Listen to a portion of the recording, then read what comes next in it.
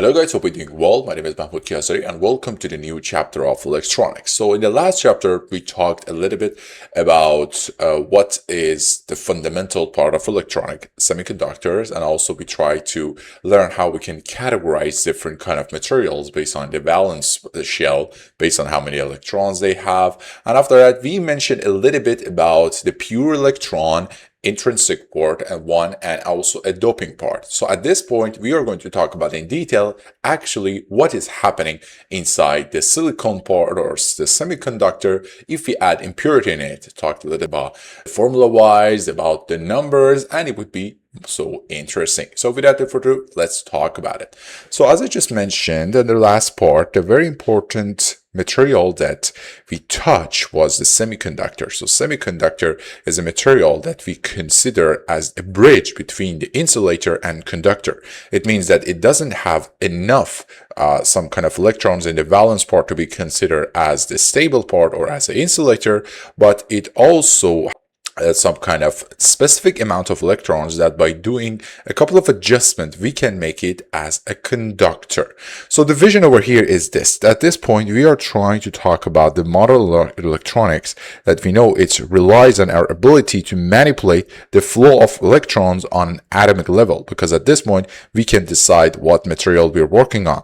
So this module is going to cover the complete life cycle of the p-n junction. We will talk about it, what is p-n junction, and from the creation through doping. We know about the doping. Doping means that we are going to add some impurity to our silicon to its practical application as the diode. Diode is a very important part of electronics. I believe you heard about that in so many places. We are going to touch it exactly over here. So this is a journey. We are going to move from the atomic structure to engineering application.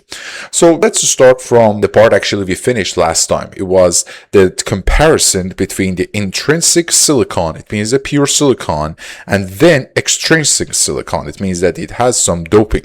So we know in intrinsic silicon, everything is stable. So as you guys know, it's based on the covalent connection and connection between the silicon atoms. Each of them are going to share 4 electrons, or maybe at some point one silicon is connected to some kind of the area beside that, and by sharing the electrons, they're going to reach the stability. So it's not going to have any use for us. That means that it's completely insulator. But what would happen if we add some impurity in it? It means that at this point, at this point, we are going to give this guy a conductivity, and right now we can use it. So here was the problem. As I just mentioned, the pure intrinsic silicon is chemically stable, but electrically useless. So it is okay as the chemical part, but we cannot use it. It's just a normal insulator. With only 4 valence electrons highly bounded to its neighbors, it acts more or less as an insulator at a room temperature. So obviously we cannot use it because there is no free electrons, so we cannot use it or as a conductor. So what would happen if we make this silicon useful? How we can do that? We must break its stability. How we can do it? By doping.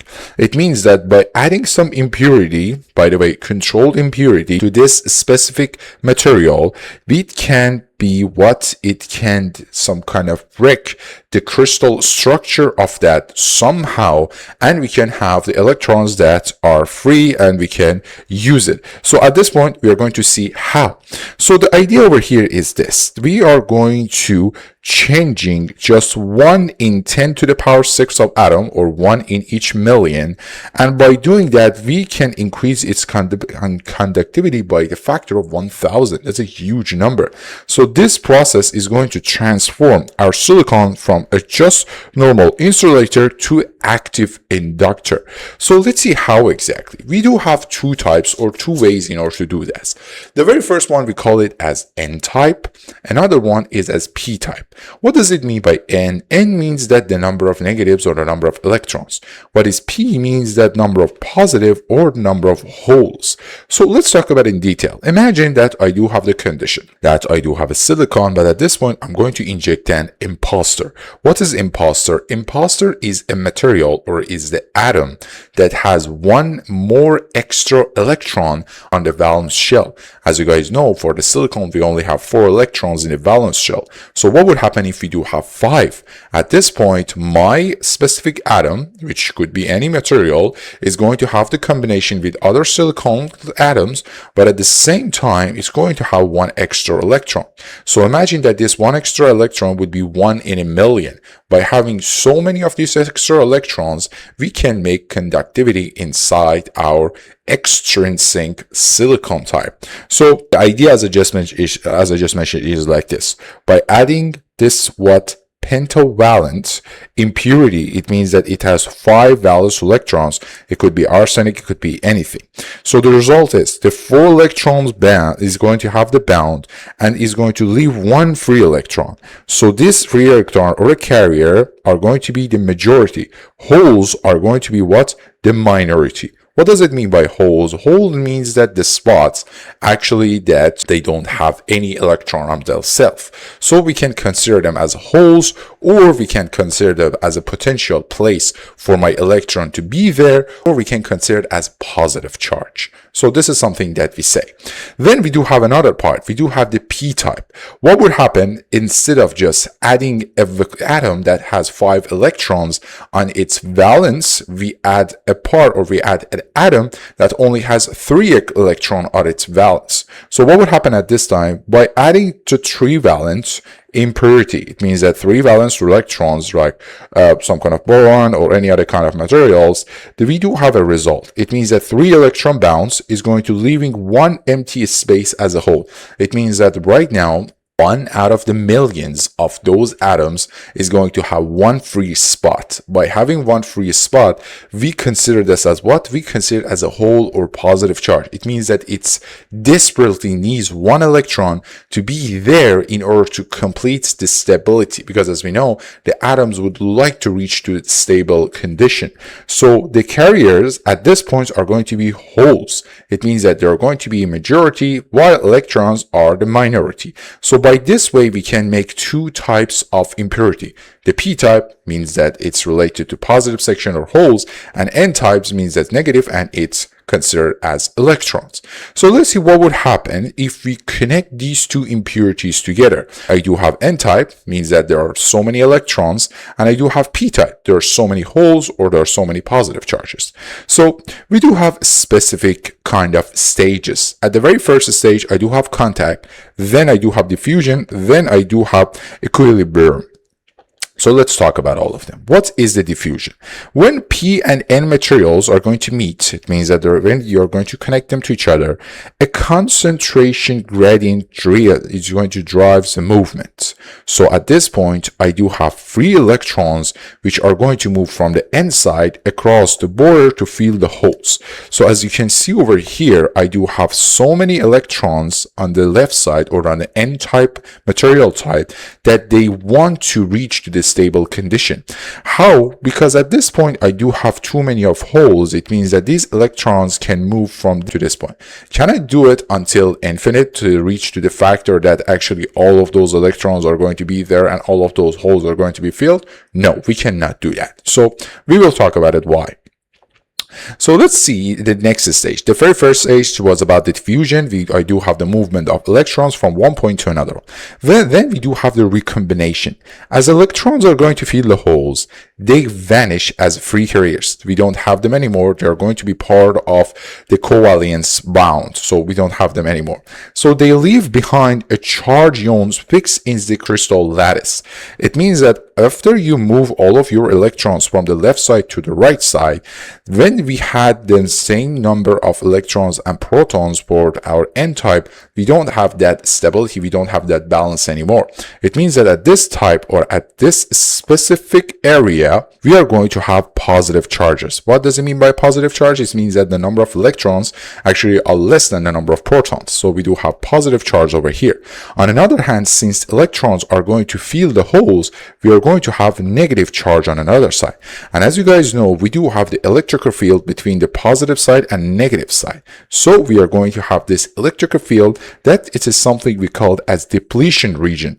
It means that this guy will not allow any more exchange to happen between the n-type and p-type. So I do have the fixed ions, or do you have fixed number of electrons, and I do have fixed ions over here, or the number of not electrons, which we can call it as protons. So as I just mentioned, the depletion region is this some kind of the process that creates a no man's land. It means that in the electrical field, nothing would happen. It's completely bare. Nothing is there at this junction, devoid of free carriers and acting as an insulator. This is some kind of insulator. Nothing can move. So this region prevents further unlimited flow. It means that the movement of electrons from one side to another side is not going to happen till infinite. So this region acts like a built-in potential barrier, and it's going to stopping the further carriers or diffusion. So again, we had the connection between the n-type and p-type. They had contact. After that, we do have the process of diffusion. The electrons would move from one side to another side in order to reach the holes. And at the end, we are going to have the depletion region. We do have the electrical field that in the middle, which is going to act as an insulator, so electrons cannot move anymore. So how strong this some kind of depletion region is actually? So this is the barrier potential, the cost of conduction. So as you can see over here, we do have the diagram. At the x-axis would be the distance through the diode itself, and a y-axis is going to be energy. The x-axis, or this blue one, is n side, and this red line on the top is the p side. And this region between them is the depletion region. And this amount of energy, as you can see over here, is the cost for me, or for all of those electrons, that they need a specific amount of energy, for instance 0.7 volts, in order to have the ability to reach from the n side to p side. By giving this enough energy to my electrons that move from n side to p side, my semiconductor actually right now converted to a conductor. By only a very small amount of energy, I just made it as a wire or as an open switch. So let's see what's happening. This is something that we call as electric volt, and this is something that we call as electric volts, means that the ions is going to left behind in what? The ions are left behind in a depletion region, and they're going to create an electrical field. The n side is going to become slightly positive, and the p side is going to be slightly negative. So this field opposes further diffusion. So as I just mentioned, the electrical field between the positive and negative section is going to prevent any movement from the n-type to p-type electrons from their place to the holes. So the barrier potential, or the V barrier, this is going to be a specific voltage required that you can add it in order to push charge carriers across the depletion region. Think of it as the price of the admission for current flow. As I just mentioned, you do have this amount of energy, and if you give it to your electrons, they can move from one side to another side. So this is something that we call as the critical values. If you do have the silicon, this value is most probably is around 0.7 volt. It's going to standard for modern electronics. Then we do have germanium. It's going to be around 0.7, less than that. So this 0.7 volt is not going to be just theoretical number. Maybe some of you would say that, how did you find out that you need 0.7 volts? Actually, we are going to show you that by using specific type of tools, just the DMM, or we know it as digital multimeter, we can actually measure that. Why we do have the 0.7 volt as the amount of cost that it needs in order to pass the depletion region. So let's talk about a very famous components that actually we were talking about it so far without a name. The p-n junction between the p-type and n-type is actually something we call as a diode. So diode has two parts. It has the p-type, or this positive section that we call it as anode, and then it has the negative side, or it has the n junction that we call it as cathode. By the combination of this one, we know that everything just passed. Right now everything is at its stable condition. I do have the depletion region, I do have some kind of p-type, I do have my n-type, so we call the diode as the p-n junction. So the component, a diode, is just simply the p-n junction package with leads. It's going to be it's going to create one-way streets for electron flows. As you know, the electrons only can move from this point to this point only if they do have enough energy. So this visual anchor, the arrow points to the wall. On the symbol, the bar represents the barrier. The bar, or just some kind of this depletion region that you have, is a barrier. On the physical components, the band is going to represent the cathode itself. It means that if you don't know about the positive and negative section, you do have the ring type on this side, which is considered as cathode, and this big part is considered as anode itself. So let's talk about the controlling the flow. What is the forward bias? What is the reverse bias? The forward bias simply means that I do have my source. It could be anything, but it would be more than 0.7 volts to actually my source is going to be meaningful. Some kind of circuit is going to be meaningful. By adding this voltage, or injecting this voltage to the anode side or the P side, right now my electrons do have enough energy, if it's bigger than 0.7 volt, to move from P side or to anode to N side or cathode. So at this point, I do have the full current. So this external voltage is applied to the anode, and is going to your anode pressure, overcomes the barrier potential because it's more than 0.7 volt, and the depletion region is going to collapse and current flows freely. So what would happen if we connect it backward? Actually, it should be like that. I should have this one over here. This is negative positive. It means that what would happen if I connect my positive to cathode and negative to anode? So at this point, the only thing that I'm doing, I'm trying to help the depletion region to be bigger and bigger. So it means that no electrons actually can flow through that, or I do have the some quality dead end. I do have a close shot. So the external voltage is applied to the cathode. The attraction, it pulls the carriers away from the junction. The depletion region is going to widen, so no current actually flow during that side. So it means that I do have a forward bias if I do have the reverse bias. So we do have the physical identification. We do have different kind of package type. The very first one is just the PN one, which is, or the normal diode. The most common one is that some kind of, we do have different sizes based on the different names. You don't have to know it right now. The only important things that you have to consider is anode and about the positive and negative side. So again, when you do have a ring, just like this one, when you do have a ring at this point, you can consider this one as the N junction, and when you do have this black side, you can consider the positive junction. On another hand, we do have another type.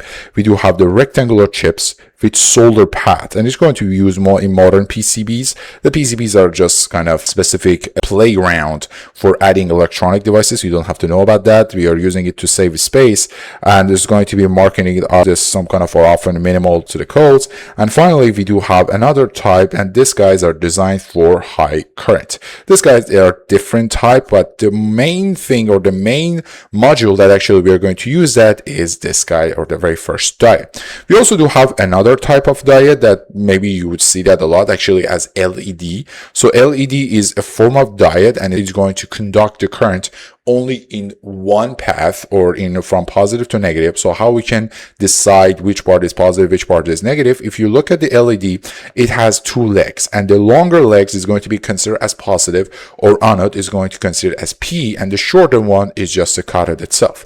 On another hand, we just have the normal wire, which is the ring is going to be the negative side, and obviously the black side is the positive side. The package shape that we just saw, it has the flat edge or beveled corner. Often it's going to indicate as cathode side, and we can use our multimeter in order to decide that how much voltage do I need in order to make my semiconductor or my diode as conductor, and you would see that in future. Again, remember the key rule: anode is positive or P, the cathode is going to be negative or N. So how we can decide that how much voltage do I need for the forward bias? So imagine right now that you do have some kind of a specific diode, and it is like this. Obviously, you do have the anode, you do have the cathode. So the only thing that you have to do is just connect the positive side. The connected positive should be positive, by the way. Just connect the positive side to your what? This is the positive side. Is going to actually, oh, let me fix that. So this one should be moved. Sorry, this one should be connected over here, and this black side should be connected here. Let me use another color at this point. this black side should be connected over here. Cool. So the positive is connected to the negative side of multimeter to the cathode. So here's the setup. We are going to put it, because most of the time, if you just look at your multimeter, it has a very important or very specific section for the diode section. So you do have this. Just put this setup over that one, and then what you should do, and at that point, we have to consider a couple of things. So select the diode test mode, as I just mentioned, connect the red to anode and the black to the cathode. So what is happening at this point? The meter is going to inject a very small amount of current into your component. So you are reading the barrier potential. Actually, you read a number, and this number is going to be your barrier potential, or the voltage drop. By silicon, most of the time is between 0.7 to 0.5 to 0.7, while germanium is 0.2 to 0.3, and for LEDs it's 1.5 to 3 volt. So this mode is going to distinguish from the resistive mode. Do not confuse voltage drop with ohms. So guys, remember that this mode is specifically designed for the diode to see that how much forward bias or voltage bias you need. So what would happen if you connect it backward?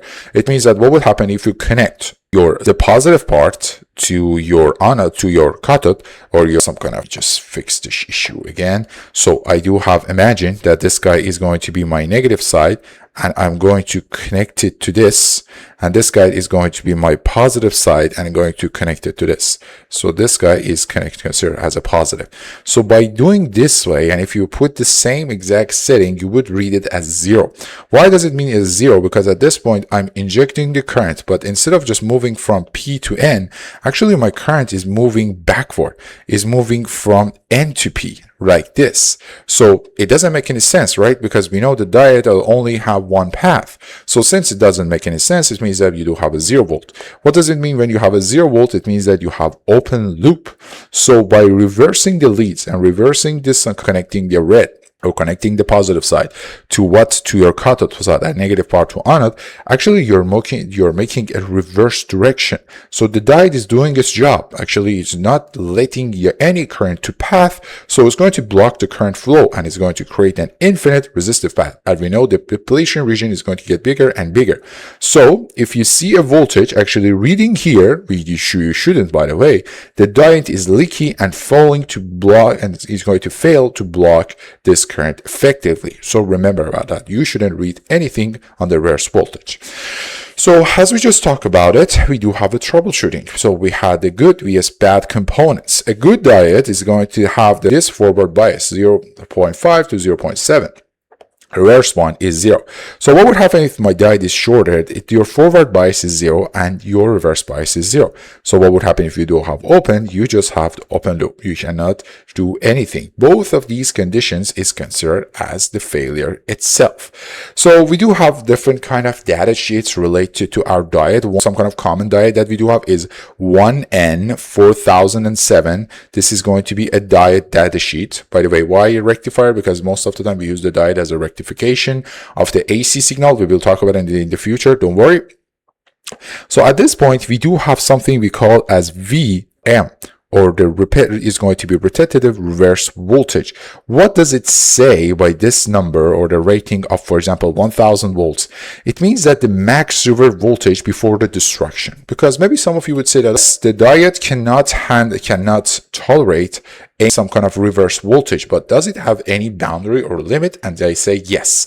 We are going to talk about in the future in specific kind of diagrams, but your diode cannot handle all of the voltage. They do have limit. For example, you cannot connect 1000 volt or 100 volt and say that act as a switch. At this point, your diode is going to break. It's going to reach to its limit and it's going to be destroyed.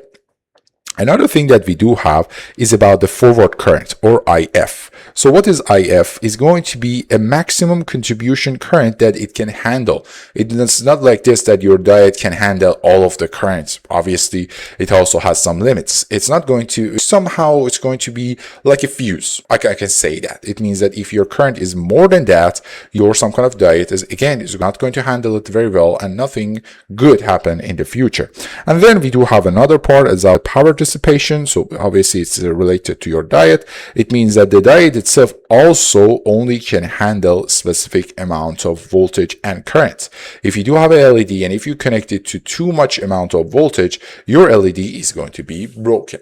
So at this point, we were talking about specific material or impurity inside the diode, inside the semiconductor, and we saw how we can have the p-type and n-type. What would happen if we connect those guys together? And at the end of the day, what would happen if we would like to make my electrons to move what from the n part, from the p part, or the part that we do have more holes because of less electrons, to n-type where we do have more electrons. By adding some kind of voltage, it would be different time to time. I'd mentioned a couple of things about the destruction and how you have to make sure actually your diode is inside the right environment. In future, we are going to deep dive again inside each of these parts. We are going to see diagrams. We are going to touch some kind of formulas to actually find out how we can manage or how we can calculate all of them. Again, if you have any question, please don't forget to comment me down below. My name is Mahmoud Kiasari. Have a super great day, night, whatever. See you around.